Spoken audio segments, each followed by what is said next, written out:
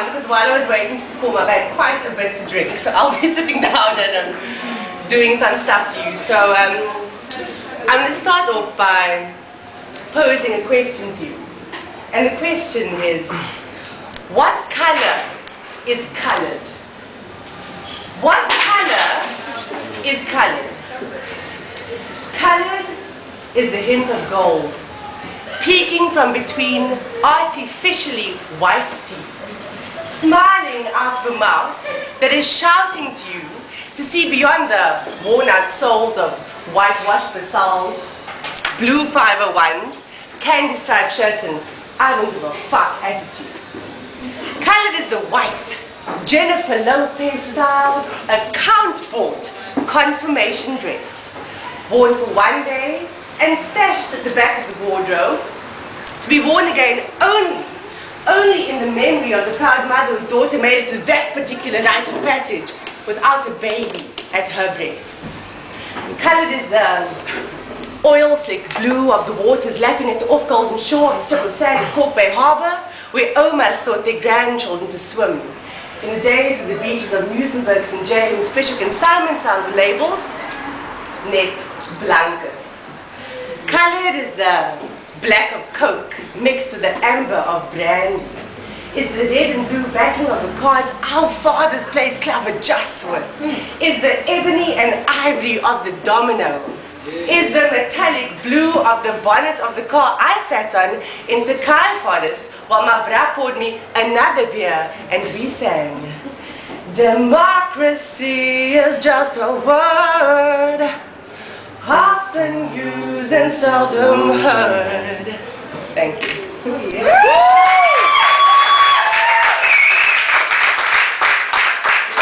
Nicole Moody.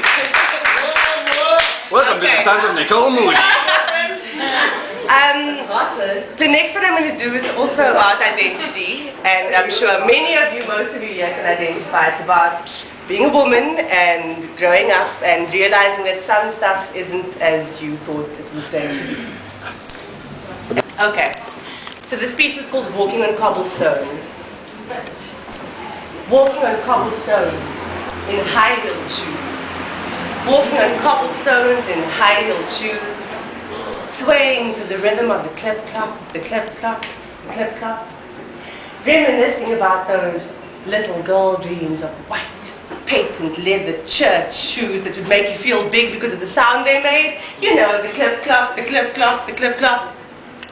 But now I am big, and I have the shoes, but my heels keep getting stuck in the grooves. Clip-stop, clip-stop, clip-stop. And every time I pick my heel up and take my foot out of the groove, preparing to move forward, I tumble, I stumble, and my rhythm starts to crumble. I'm walking on cobblestones in high-heel shoes. I'm walking on cobblestones in high-heel shoes. But I keep getting stuck in the grooves. Yes, I keep getting stuck in the grooves. And I'm craving some continuity, some of that clip-clop, some of that clip-clop, some of that clip-clop without the stop. But I know that these shoes are part of the woman I've become, and the cobblestones, the paving for my journey. But I'm thinking that maybe if I kick my shoes off for a while and plant my bare feet firmly on the ground, walking with faith as my staff, and optimism as my compass, I'll get to a place that is smooth and easy enough for my feet start running, and maybe even fly. So I'm walking on cobblestones, I'm bare feet now. I'm walking on cobblestones, I'm bare feet now. And it's smooth, smooth, smooth, smooth for life. Yes, it's smooth, smooth, smooth, smooth for life.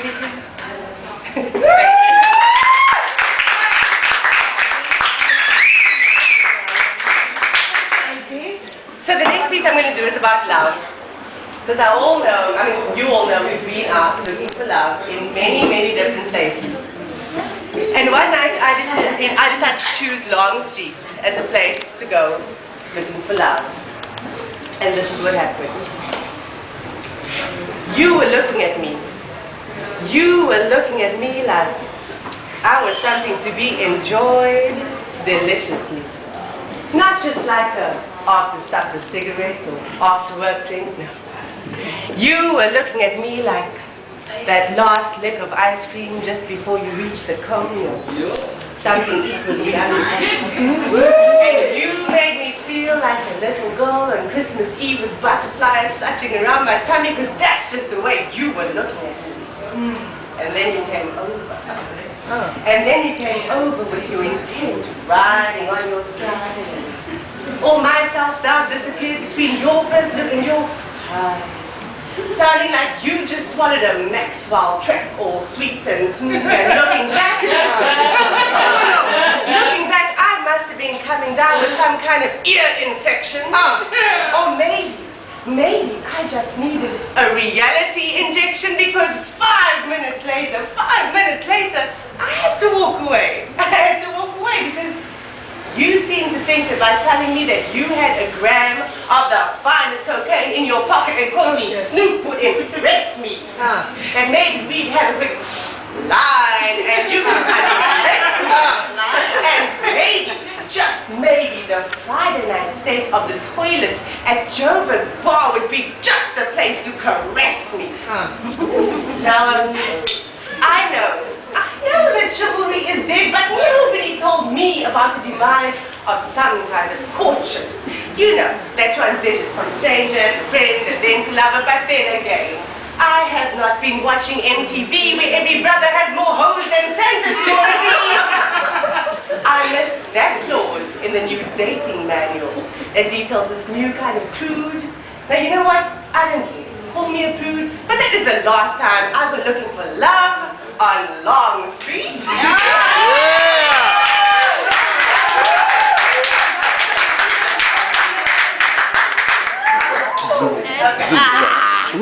my final piece is one of my favorites and also has a lot to do with love because I've looked for love in a lot of places and I haven't found it. Thankfully I found it now, but this poem was written before. I found it when I was pretty frustrated and it's called An Ode to Love and Jazz. The beginning of love always reminds me of summer and of jazz. The beginning of love has time wearing slip-slops and dragging its heels along the sand to the sounds of Herbie Hancock, the Blue Note bands, and definitely some Ella. Sun-kissed skin waiting in anticipation for the loving to begin. Even with love in other seasons, you still feel the flow, the glow of blood warming skin against skin. Nothing much beats the beginning of love.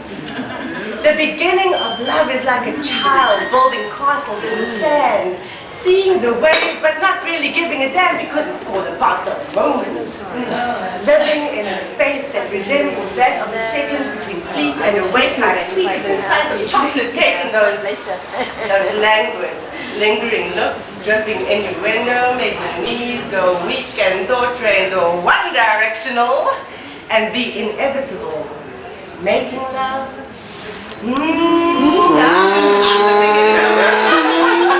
I love the beginning of love almost as much as I love jazz. Almost. Because you see, jazz, unlike love, jazz has no end. Jazz always was and still is the only aphrodisiac, stimulant, upper catalyst, whatever, to survive the shit. Jazz would never find you sticking to the sole of its shoe after initial fire has gone. You play it, honey. It don't play you. Jazz is dependable, consistent, PMS resistant. Let's talk about love after the beginning has come to an end. Let's stay friends. I don't think so. I don't think so. Not after you fuck me on all fours and 4 minutes later fuck me over. You see, jazz would never do that. Jazz makes you feel sexy. Just as sexy as you want to be. Jazz would never tell you to lose weight, do the dishes, get a tan, make it dinner or anything like that. Jazz loves you. With you fat, thin, white, brown, smile on jazz, my friends, is unconditional. So the beginning of love always reminds me of summer of summer, and of jazz. But mostly I choose to remember the jazz because after the beginning of love is over. Jazz, jazz, jazz, jazz remains. Yeah.